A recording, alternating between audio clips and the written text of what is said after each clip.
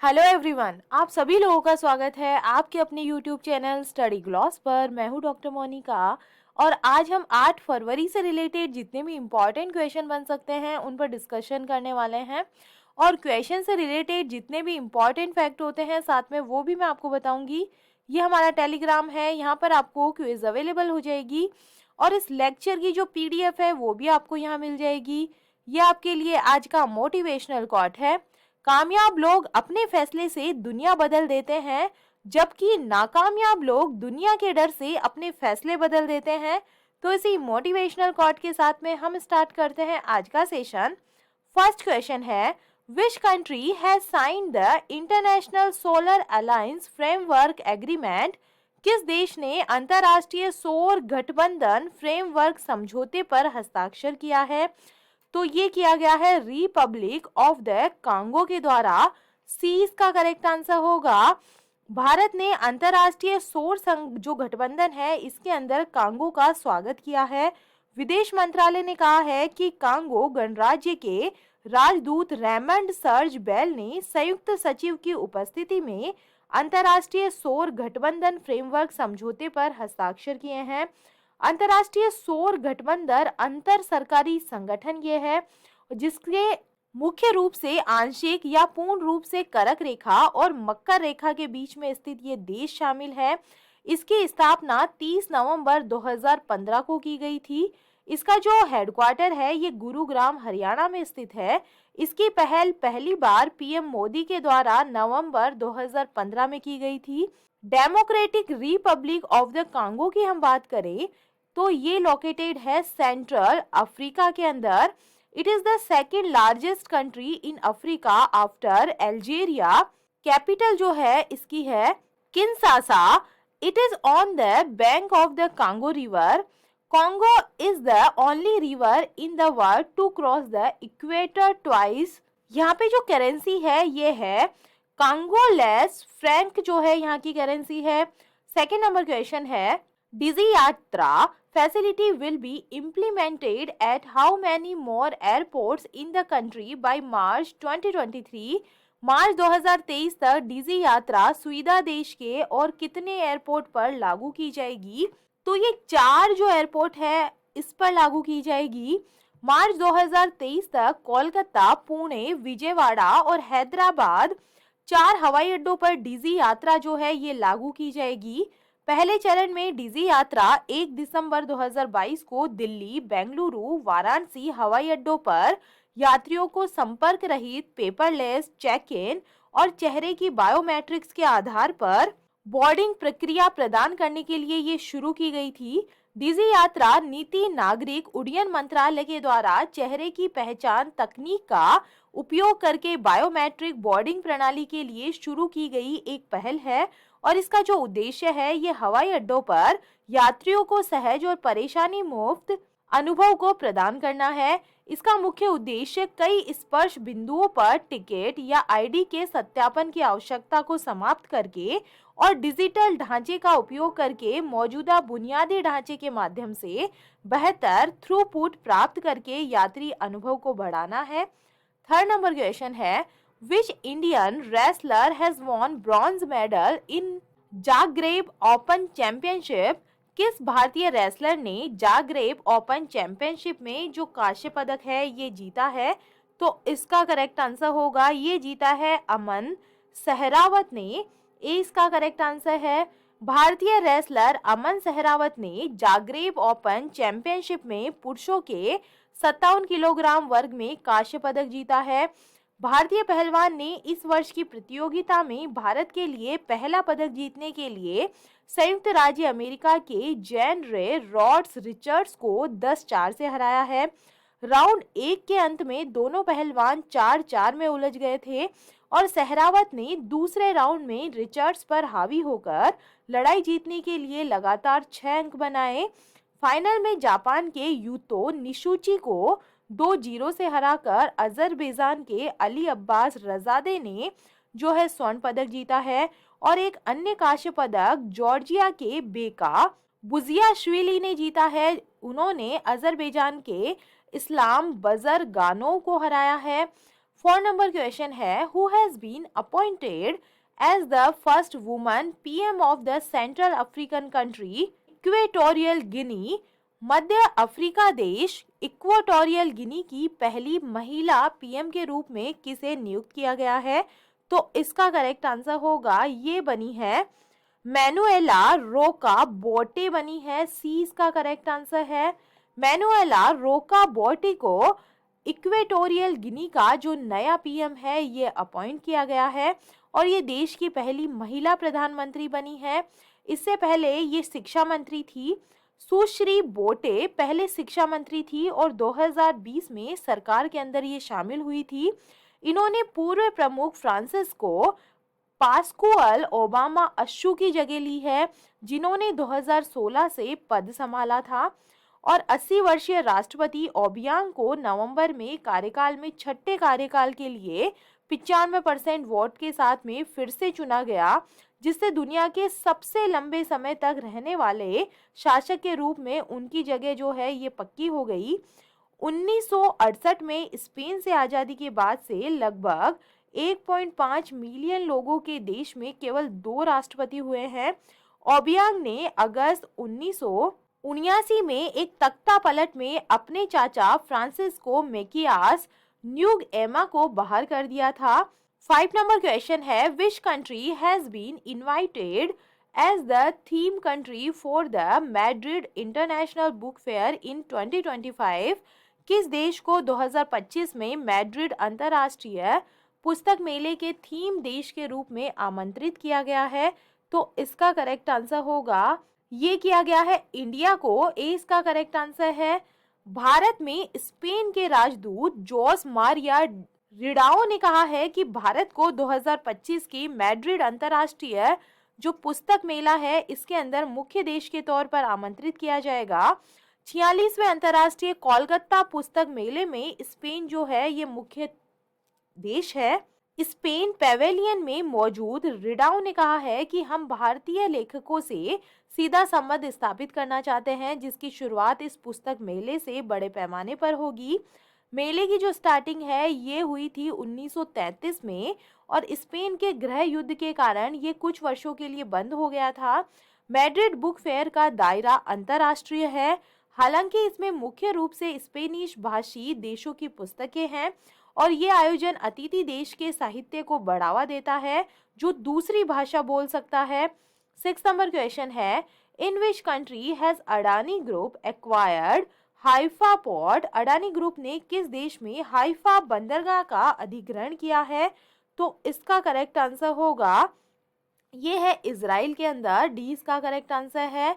अडानी समूह ने इजराइल के हाइफा बंदरगाह का 1.2 अरब डॉलर में अधिग्रहण कर लिया है और इस सौदे के तहत अडानी समूह तेल अवीव में एक आर्टिफिशियल इंटेलिजेंस लैब स्थापित करेगा। इजराइल के प्रधानमंत्री बेंजामिन नेतन्याहू की मौजूदगी में हाइफा बंदरगाह के अधिग्रहण का समझौता किया गया है और इसी दौरान निवेश अवसरों के बारे में भी बात की गई है। Adani ports and special economic zone और इजराइल के गैटॉड ग्रुप के कंसोर्टियम ने पिछले साल जुलाई में 1.18 बिलियन अमेरिकी डॉलर के लिए हाइफा बंदरगाह के निजीकरण के लिए टेंडर जीता था और इसने इस साल 11 जनवरी को खरीद की प्रक्रिया पूरी की, जिसके बाद बंदरगाह पर प्रगति कार्य पूरे जोरों पर चल रहा है। और हाइफा बंदरगाह मालवाहक जहाजों के संबंध में इजराइल में दूसरा सबसे बड़ा बंदरगाह ये है, जबकि पर्यटक जहाजों के मामले में यह इकलौता सबसे बड़ा बंदरगाह है।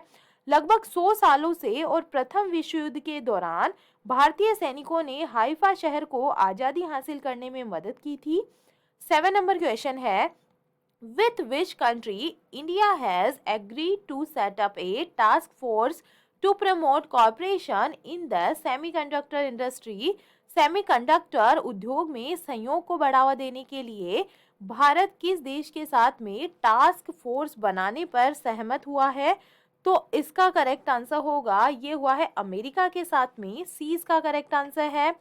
अमेरिका ने सेमीकंडक्टर्स के लिए भारत में पारिस्थितिकी तंत्र के विकास का समर्थन किया है और वह इसके लिए प्रौद्योगिकी के क्षेत्र में संयुक्त उद्यम और साझेदारी को भी प्रोत्साहित करेगा।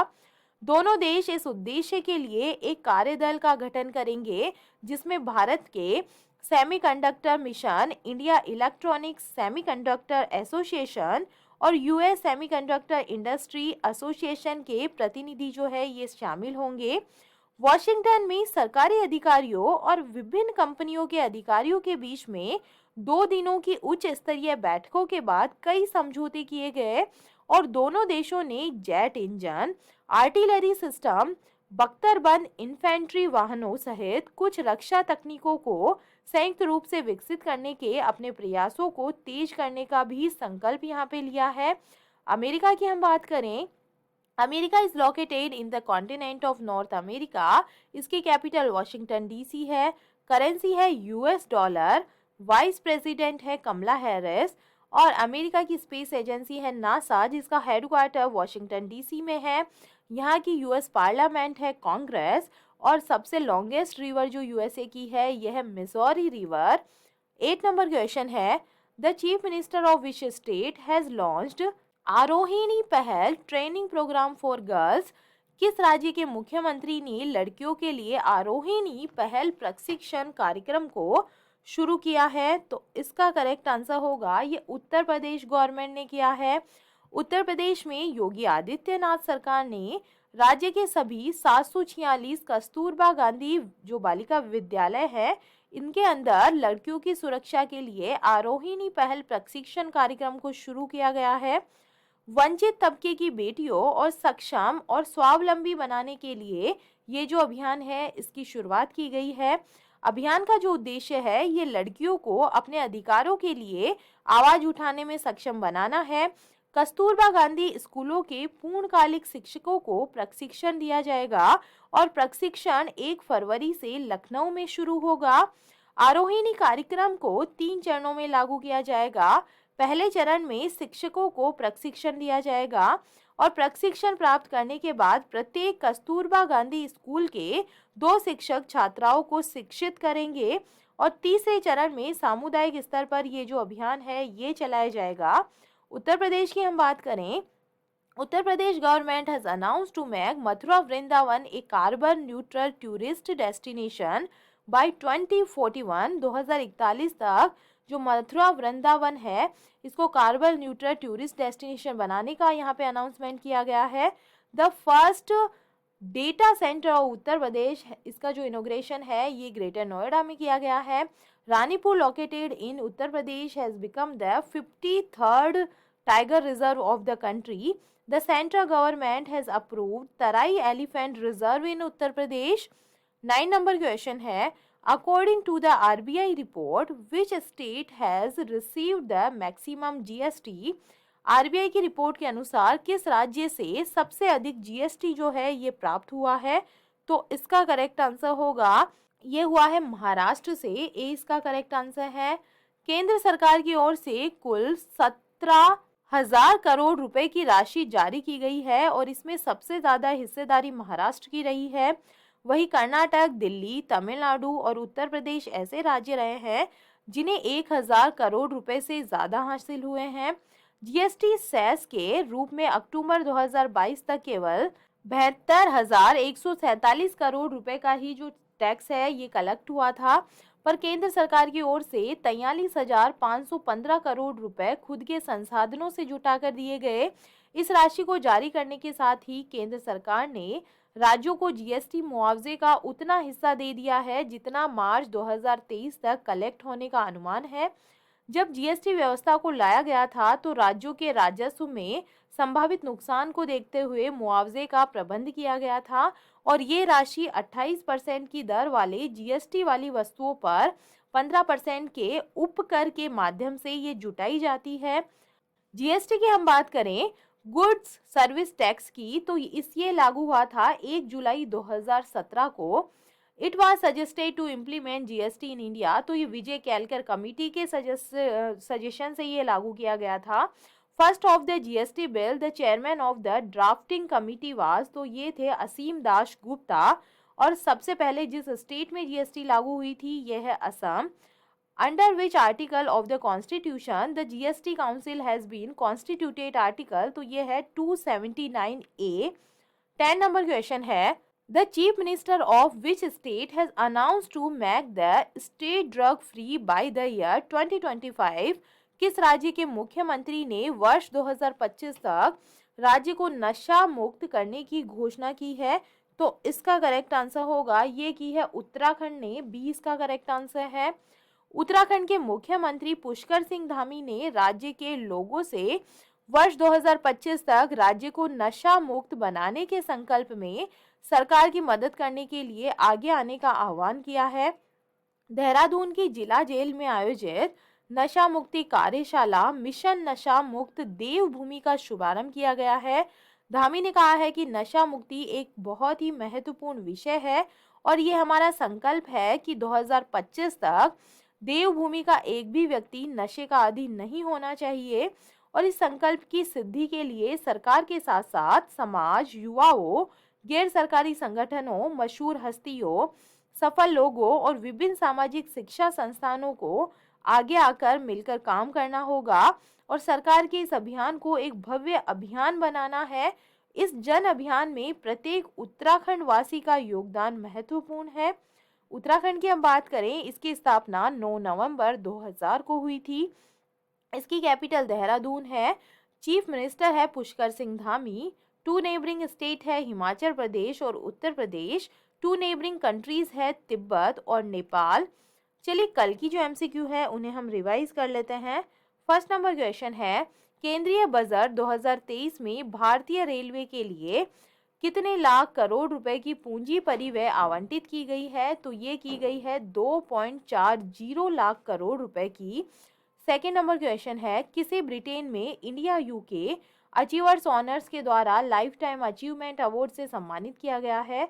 तो ये मनमोहन सिंह को किया गया है। थर्ड नंबर क्वेश्चन है, संपूर्ण पर्यटन पैकेज के रूप में देश के कितने पर्यटन स्थलों का विकास किया जाएगा? तो 50 पर्यटन स्थलों का विकास किया जाएगा। फोर्थ नंबर क्वेश्चन है, किसने बंगाल सब एरिया के नए जनरल ऑफिसर कमांडिंग जीओएस के रूप में जो अपना कार्यभार है ये संभाला है? तो इसका करेक्ट आंसर होगा, ये बने हैं एच धर्मराजन। 5 नंबर क्वेश्चन है, इंटरनेशनल क्रिकेट के तीनों फॉर्मेट में शतक जड़ने वाले सबसे युवा क्रिकेटर कौन बन गए हैं? तो ये बन गए हैं शुभमन गिल। 6 नंबर क्वेश्चन है, खेलो इंडिया यूथ गेम्स 2022 में किस राज्य की टीम ने वाटर स्पोर्ट्स कैनोइंग और कयाकिंग में सभी 4 गोल्ड मेडल जीते हैं? तो इसका करेक्ट आंसर होगा, ये मध्य प्रदेश ने जीते हैं। 7 नंबर क्वेश्चन है, किसे नामीबिया में भारत के अगले उच्चायुक्त के रूप में नियुक्त किया गया है? तो ये बने हैं एम सुब्बा रायडू बने हैं। सी इसका करेक्ट आंसर है। 8 नंबर क्वेश्चन है, भारत की अध्यक्षता में G20 की पहली सस्टेनेबल फाइनेंस वर्किंग ग्रुप की बैठक कहां पर आयोजित की गई है? तो ये की गई है गुवाहाटी के अंदर। 9 नंबर क्वेश्चन है, किस भारतीय अमेरिकी को यूएस इमिग्रेशन का रैंकिंग सदस्य जो है ये नामित किया गया है? तो ये किया गया है प्रमीला जयपाल को। 10 नंबर क्वेश्चन है, किस भारतीय अमेरिकी को US house permanent select committee और इंटेलिजेंस का जो सदस्य है ये नियुक्त किया गया है? तो इसका करेक्ट आंसर होगा, ये किया गया है एमी बेरा को। ए इसका करेक्ट आंसर है। और ये था कल का स्टडी ग्लॉस क्वेश्चन। किस देश के मिशेल सेंटेलिया ने मिरर टाइपिंग किताबें बनाकर गिनीज वर्ल्ड रिकॉर्ड बनाया है? तो इसका करेक्ट आंसर होगा, ये है इटली के। डी इसका करेक्ट आंसर है। और ये है आप लोग के लिए आज का स्टडी ग्लॉस क्वेश्चन। भारत ने किस देश को पेंटावेलेंट टीके दान करने की घोषणा की है? तो इसका आंसर आप मुझे कमेंट सेक्शन में दीजिएगा। ये हमारा टेलीग्राम है, यहाँ पर आपको क्विज अवेलेबल हो जाएगी और इस लेक्चर की जो पीडीएफ है वो भी आपको यहाँ मिल जाएगी। आई होप आपको सेशंस पसंद आ रहे होंगे। अगर पसंद आ रहे हैं तो इन्हें लाइक कीजिए, अपने दोस्तों के साथ में शेयर कीजिएगा। तो चलिए मिलते हैं हम एक नए सेशन के साथ में।